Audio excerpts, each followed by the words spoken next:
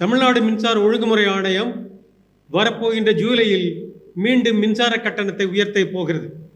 இந்த உயர்ந்த மின்சார கட்டணம் என்பது இந்த தமிழ்நாட்டினுடைய பொருளாதாரத்தை மட்டுமல்ல, அரசினுடைய செலவினங்களுக்கே வைக்கக்கூடிய மிகப்பெரிய அணு ஆயுதம் போன்றது. இந்த மின்சார கட்டணம் உயர உயர ஒழுங்குமுறை ஆணைய இந்த மின்சார கட்டணத்தை ஒழுங்குபடுத்தாமல் உயர உயர அரசு அதிகமாக மானியத்திற்காக நிதி ஒதுக்கீடு செய்ய வேண்டி வருகிறது.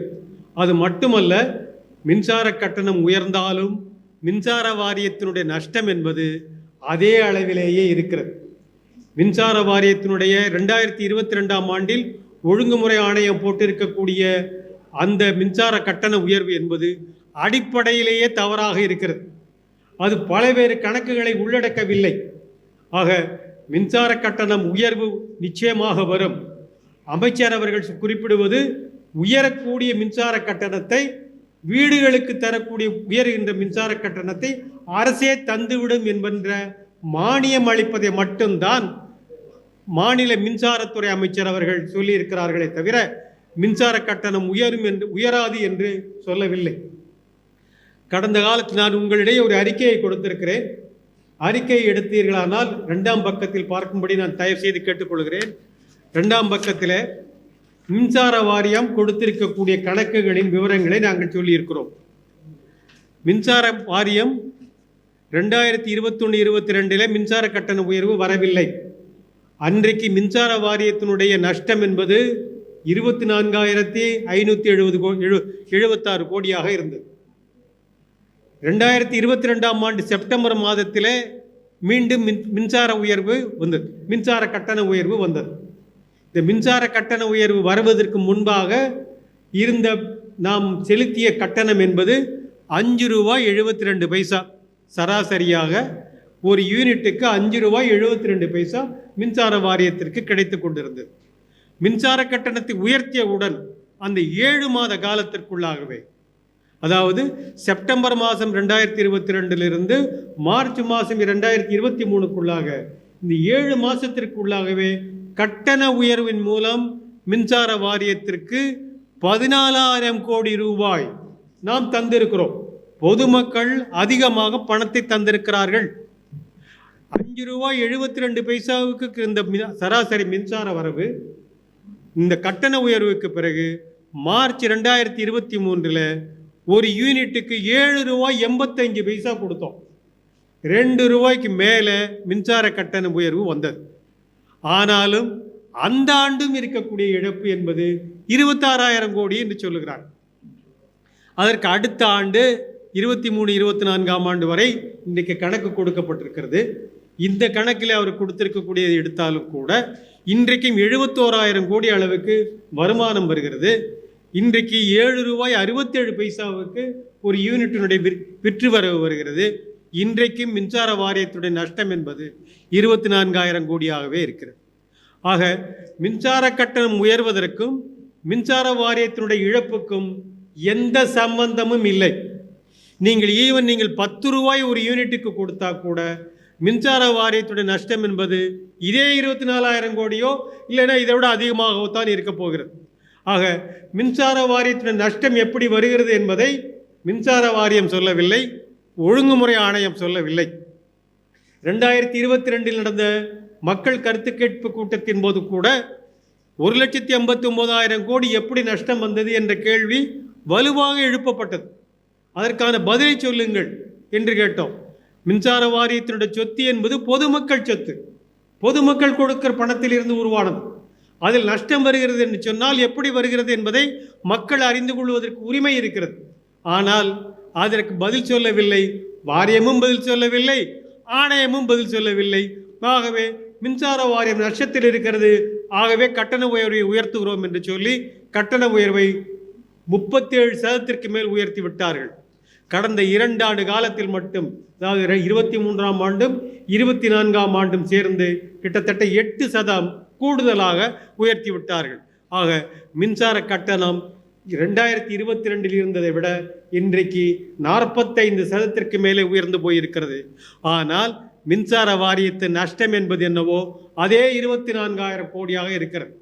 இந்த 24,000 கோடி நஷ்டம் எப்படி வந்தது, எப்படி அப்படியே தொடர்ந்து கொண்டிருக்கிறது? இதுதான் மிக அதிசயமானதும் மர்மமானதுமாக இருக்கிறது. இது எப்படி இந்த மர்மத்தை யாரிடமும் சொல்லுவதற்கு ஒழுங்குமுறை ஆணையம் தயாராக இல்லை. நண்பர்களே, மிக முக்கியமான ஒரு செய்தியை நீங்கள் தெரிந்து கொள்ள வேண்டும். 1948 மின்சாரத்துறை அமைச்சராக அண்ணல் அம்பேத்கர் அவர்கள் ஒரு சட்டத்தை கொண்டு வந்தார்கள்.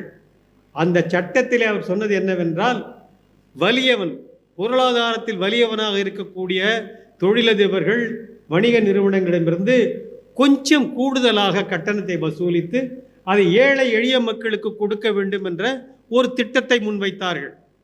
அந்த திட்டம்தான் இன்றைக்கு இந்தியா முழுவதும் மின்சாரத்தை எல்லா வீடுகளுக்கும் கொண்டு போய் சேர்த்திருக்கிறது.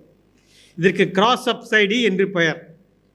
வலியவனிடமிருந்து சற்று அதிகமாக வாங்கி, ஏன்னா அவன் நிச்சயமாக அந்த பணத்தை அவர் கையிலிருந்து கொடுக்க போவதில்லை.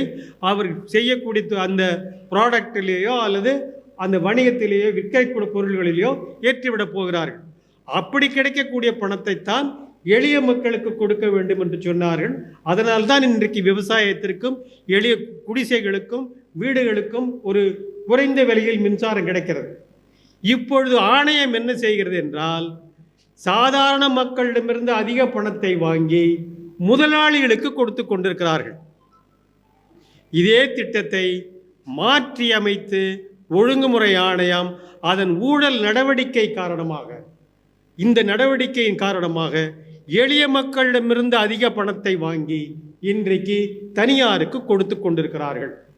ஏனென்றால் மின்சார வாரியத்திற்கு மின்சாரத்தை வாங்கி விற்கக்கூடிய ஒரே ஒரு வணிகம் மட்டும் கிடையாது. அதனுடைய கட்டமைப்பை தனியார்கள் பயன்படுத்தி கொள்ளலாம். அதற்கு பெயர் ஓப்பன் ஆக்சஸ் என்று பெயர். இதை மின்சார சட்டம் அனுமதிக்கிறது. தனியார்கள் 8 லட்சம் கிலோமீட்டர் 2000 சப்ஸ்டேஷன் 3 கோடி மக்கள் இருக்கக்கூடிய மின் இணைப்புகள், இவ்வளவு பெரிய கட்டமைப்பை எந்த தனியாரும் பயன்படுத்தி கொள்ளலாம், 10 பைசா செலவில்லாமல். ஒரே கம்பியில் இன்னைக்கு மின்சார வாரியத்தினுடைய ஒரே கம்பியில் 15,000 தனியார் மின்சாரம் பாய்கிறது. 15,000 தனியார் மின்சாரத்தை கணக்கிடுகிற இடமே எது என்றால் மீட்டர் மட்டும்தான். இந்த தனியார் மின்சாரத்தை மின்சார வாரியத்தின் மின்சாரத்தையும் கணக்கிடுவதில் மிகப்பெரிய ஊழல் நடக்கிறது. இந்த ஊழல் மூலமாக இந்த தனியார்கள் மிகப்பெரிய கொள்ளை அடித்து கொண்டு போகிறார்கள். பொதுமக்கள் 20 ரூபாய் என்று கூட கட்டணம் செலுத்தினாலும் மின்சார வாரியத்தினுடைய நஷ்டம் என்பது குறையவே குறையாது. ஏனென்றால் மின்சார வாரியத்தினுடைய வருவாயை கொள்ளையடித்து கொண்டு இருக்கக்கூடியவர்கள் இந்த தனியார் மின் உற்பத்தியாளர்கள் மின்சார வாரியத்தினுடைய கட்டமைப்பை பயன்படுத்தி அந்த கொள்ளையை தொடர்ந்து நடத்தி கொண்டிருக்கிறார்கள். அவர்களுக்கு உறுதுணையாக இருந்து எல்லா வேலையும் செய்வது இந்த ஒழுங்கு இல்லாத, இதுக்கு பேர் ஒழுங்குமுறை ஆணையம், அது செய்யறது பூரா ஒழுங்கில்லாத நடவடிக்கை. அவருக்கு கூடுதலாக ஒரு இணைப்பு யாருன்னா மின்சார வாரியத்தில் இருக்கக்கூடிய உயர் அதிகாரிகள். உங்களுக்கு அது புரியக்கூடிய விஷயமாக இருக்காது. மின்சாரம் என்பது மிக சிக்கல் நிறைந்த ஒரு தொழில், ஒரு வணிக நிறுவனம், வணிக பயன்பாடு. இதில் இருக்கக்கூடிய பயன்பாடு எப்படி இருக்கிறது என்பதை புரிந்து கொள்வது சாதாரண மக்கள் மட்டுமல்ல, படித்து நன்கு அறிந்தவர்கள் கூட புரிந்து கொள்வதிலே சில சிக்கல்கள் இருக்கின்றன. உங்களுக்கு தெளிவுபடுத்துவதற்காக 2 விஷயங்களை நான் இங்கே வைக்கிறேன். நம்ம வீட்டில் மின்சாரத்தை சேமிக்கணும்னா நமக்கு ஒரு பேட்டரி வைக்க வேண்டியிருக்கு. 1 கிலோவாட் 2 கிலோவாட் யூபிஎஸ் வேணும்னா. ஆனால் ஒழுங்குமுறை ஆணையம் என்ன சொல்லுதுன்னா, காற்றாலை மின்சாரம் எல்லாத்தையும் 10,000 மெகாவாட், 1 2 இல்லை சார், 1 லட்சம் கிலோவாட், 10 லட்சம் கிலோவாட், 10 லட்சம் கிலோவாட்டை மின்சார கம்பியிலே சேமிக்கணும்னு சொல்கிறாங்க. மின்சார கம்பியில் எப்படி மின்சாரத்தை சேமிக்க முடியும்? ஒரு விஞ்ஞானபூர்வமான ஒரு அபத்தம் இது. அப்படித்தான் இந்த ஒழுங்குமுறை ஆணையம் உத்தரவு போட்டிருக்கு. இதில் ஆண்டுக்கு 2,000 கோடிக்கு மேலே நஷ்டம் வருதுன்னு மின்சார வாரியமே சொல்லுது. நாங்கள் சொல்லலை, மின்சார வாரியமே சொல்லுது. ஆனால் அந்த நஷ்டத்தை சரிப்படுத்துவதற்கு ஒழுங்குமுறை ஆணையமும் தயாராக இல்லை, மின்சார வாரியமும் தயாராக இல்லை. ஏன்னா இவங்க எல்லாம் இந்த காற்றாலைக்காரர்களுடன் ஒரு கூட்டமைப்பை கூட்டணியை ஏற்படுத்தியிருக்கிறார்கள். ஆக இந்த கொள்ளையடிக்கிறது என்பது, மின்சார வாரியத்தை கொள்ளையடிப்பது என்பது தனியார் உற்பத்தியாளர்கள், அவர்களுக்கு துணை போவது என்பது தமிழ்நாடு ஒழுங்குமுறை ஆணையமும் மின்சார வாரியமும். அதே மாதிரி தனியார் மின்சாரத்தை இன்னைக்கு தனியார் சந்தையில் மின்சாரம் வாங்குகிறோம். ஒவ்வொரு சந்தையில் வாங்கக்கூடிய மின்சாரம் என்பது 15 நிமிடங்களுக்கு ஒரு முறை கட்டணம் மாறும். 15 நிமிஷத்துக்கு ஒரு தடவை கட்டணம். ஒரு நாளைக்கு 96 கட்டணம் உண்டு. அப்போது தனியார் மின்சாரத்தை நீங்கள் மின்சார வாரியத்தினுடைய மின்சாரமோ கணக்கிடும்போது எப்படி கணக்கிடணும்? ஒவ்வொரு 96 பிளாக்லேயும் கணக்கிடணும். 96 டைம் பிளாக்லேயே கணக்கிடணும். ஒரு மாதத்துக்கு நீங்கள் கணக்கிடும்போது எவ்வளோ வருது? 2880 பிளாக். 30 நாள் இருக்கக்கூடிய ஒரு மாதத்தில் 2880 பிளாக்கில் இந்த தனியார் மின்சாரத்தையும் மின்சார வாரிய மின்சாரமா தனியார் மின்சாரமா என்பதை அடையாளம் காணணும். ஆனால் மின்சார வாரியம் என்ன பண்ணுறாங்கன்னா 4 பிளாக், ஒரு மாதத்துக்கே 4 பிளாக்.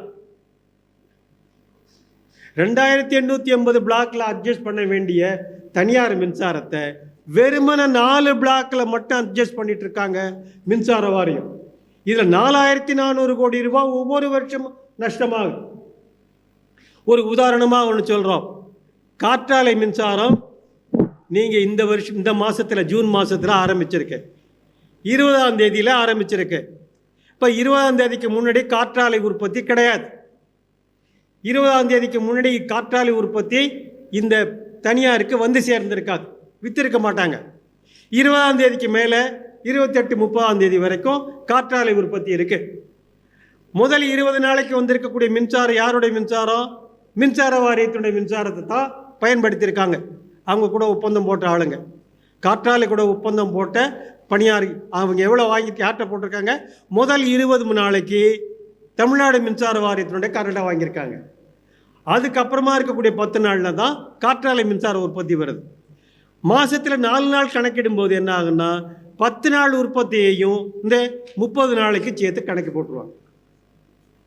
மின்சார வாரியத்தினுடைய மின்சாரத்தின் விலை எவ்வளவுன்னு சொன்னீங்கன்னா 11 ரூபா 35 பைசா. காற்றாலை மின்சாரத்தின் விலை என்பது 3 ரூபா 12 பைசா. அப்போ 3 ரூபா 12 பைசா மின்சாரத்தை 11 ரூபா 35 பைசா மின்சாரத்தோட சமப்படுத்திடுறாங்க. ஆக மின்சார வாரியத்திற்கு இதில் ஏகப்பட்ட நஷ்டம் வருகிறது. இதை பற்றி யாருமே கவலைப்படலை. இதில் பெரிய அதிசயம் என்னென்னா, இங்கே மின்சாரம் பயன்படுத்தக்கூடிய விற்கிறவங்களுக்கு ஆனாலும் சரி, கணக்கெடுக்கிறதுக்கும் அந்த 96 பிளாக்லேயே மின்சாரத்தை கணக்கிட முடியும், அப்படி ரீடிங் எடுக்க முடியும். அப்படி இருந்தாலும் அப்படி எடுக்கிறது இல்லை, அப்படி அட்ஜஸ்ட் பண்ணுறது இல்லை. தமிழ்நாடு மின்சார வாரியம் அதை பற்றி கவலைப்படுறதே இல்லை. இந்த மாதிரி அட்ஜஸ்ட் பண்ணணுங்கிற ஒரு விஷயத்தை பற்றி மின்சார வாரியத்தில் இருக்க அதிகாரிகளும் கவலைப்படுறதும் கிடையாது. ஆக இது போன்ற நஷ்டங்கள் நிறைய தொடர்ந்து கொண்டே இருக்கிறது. கடந்த 2017ஆம் ஆண்டிலிருந்து 21ஆம் ஆண்டு வரை முதலாளிகளிடமிருந்து வசூலிக்க வேண்டிய 9000 கோடி ரூபாயை மின்சார வாரியம் வசூலிக்கவே இல்லை. இந்த வசூலிச்சு இருந்தாங்கன்னா இந்த மின்சார கட்டணம் 2022 போட்ட மின்சார கட்டணத்தில் இந்த 9000 கோடியை கழிச்சிட்டு தான் பண்ணியிருக்கணும். ஆனால் அவங்க கழிக்கவும் இல்லை. ஏன் வசூலிக்கலைன்னு சொல்லி இந்த ஒழுங்குமுறை ஆணையம் கேட்கவே இல்லை. நாங்கள் திரும்ப திரும்ப கேட்குறோம் ஒழுங்குமுறை ஆணையத்தை. ஆனால் ஒழுங்குமுறை ஆணையம் அதை பற்றி எந்த பதிலும் சொல்லுவதில்லை. மக்களை பற்றி கவலைப்பட வேண்டாம், மக்கள் எல்லாம் அடிமைகள் என்ற ஒரு நிலைப்பாட்டில் தான் இன்றைய ஒழுங்குமுறை ஆணையம் செயல்பட்டு கொண்டிருக்கிறது. மக்களிடம் கருத்து கேட்க வேண்டிய அவசியம் இல்லை. கருத்து கேட்கணும்னு ஒரு சட்டாயம் இருந்ததுன்னா அவங்க பாட்டுக்கு ஏதோ கத்திட்டே போட்டோம், அவங்களுக்கு பதில் சொல்ல வேண்டிய அவசியம் எனக்கு கிடையாது அப்படிங்கிற ஒரு பெரிய மண்டகணத்துடன் இருக்குது இந்த ஒழுங்குமுறை ஆணையம். இது மக்கள் கருத்து கேட்பை பற்றி எந்த கருத்தையும் அவங்க பதிலே சொல்லலை. எது சரியாக இருக்குங்கிற விஷயத்தை இந்த ஒழுங்குமுறை ஆணையம் எந்த காலத்திலையும் கேட்கறதில்ல. வழக்கு தொடுத்தான்னா உனக்கு லோக்கல் ஸ்டாண்டி இல்லை அப்படின்னு சொல்லிடுவாங்க. எங்களுடைய வேலைங்கிறது எல்லாம் முதலாளியை காப்பாற்றுவது மட்டும்தான் என்பதுதான் ஒழுங்குமுறை ஆணையத்துடைய இன்றைய நிலைப்பாடு. இந்த கட்டண உயர்வில் 10,000 கோடி ரூபாய் 10,000 கோடி ரூபாயை தமிழ்நாடு அரசு நஷ்டத்துக்கு ஈடு செய்வதற்காக மின்சார வாரியத்திற்கு கொடுத்திருக்கிறது. அப்போ மின்சார வாரிய நஷ்டத்தில் இந்த 10,000 கோடி ரூபாயை 2022 கழிச்சிருக்கணுமா இல்லையா? 10,158 கோடி ரூபாய் மின்சார வாரியத்திற்கு அதற்கு ஏற்பட்ட நஷ்டத்தை ஈடு செய்வதற்காக தமிழ்நாடு அரசு பணமாக கொடுத்திருக்கிறது. திரும்பவும் பரிசீலித்து இந்த கட்டண உயர்வை மறுசீரமைக்க வேண்டும் என்பதை நாங்கள் உங்கள் மூலமாக மக்களுக்கு சொல்லுகிறோம். மக்கள் இதை வலியுறுத்த வேண்டும் என்று அன்போடு கேட்டுக்கொள்கிறோம். அவரிடம் நீங்கள் எடுத்துச் செல்ல வேண்டும் என்றும் எங்கள் அமைப்பின் சார்பாக உங்களை கேட்டுக்கொள்கிறோம்.